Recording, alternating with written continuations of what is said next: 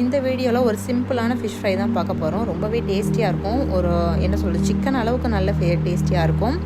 அதுக்கப்புறம் இதை வந்து மீடியம் ஃப்ளேம்லேயே வச்சு ஃப்ரை பண்ணுங்கள். ரொம்ப ஹை ஃப்ளேமில் வச்சிங்கன்னா கருகி போயிடும். அதனால் வந்து மீடியமாகவே வச்சு ஃப்ரை பண்ணுங்கள். இதுக்கு தேவையான பொருட்கள் ரொம்ப சிம்பிளான ஃப்ரை பொருட்கள்: மிளகாத்தூள், உப்பு, இஞ்சி பூண்டு பேஸ்ட்டு, அதுக்கப்புறம் ஒரு ஆஃப் லெமனு, அப்புறம் கொஞ்சம் மஞ்சத்தூள். இவ்வளோ தான் தேவை. இது எல்லாத்தையும் வந்து தேவையான அளவு போட்டுக்கிட்டு கொஞ்சம் தண்ணி விட்டு அதை வந்து ஓரளவு பேஸ்ட்டாக வந்து எடுத்துக்கோங்க. எடுத்துக்கிட்டு அதில் மீன் சேர்க்கறதுக்கு முன்னாடி கொஞ்சம் உப்பு கரெக்டாக இருக்கான்னு டேஸ்ட் பண்ணி பார்த்துக்கோங்க. ஏன்னா மீன் போட்டதுக்கப்புறம் நம்ம அதை டேஸ்ட் பண்ணி பார்க்க முடியாது இல்லையா?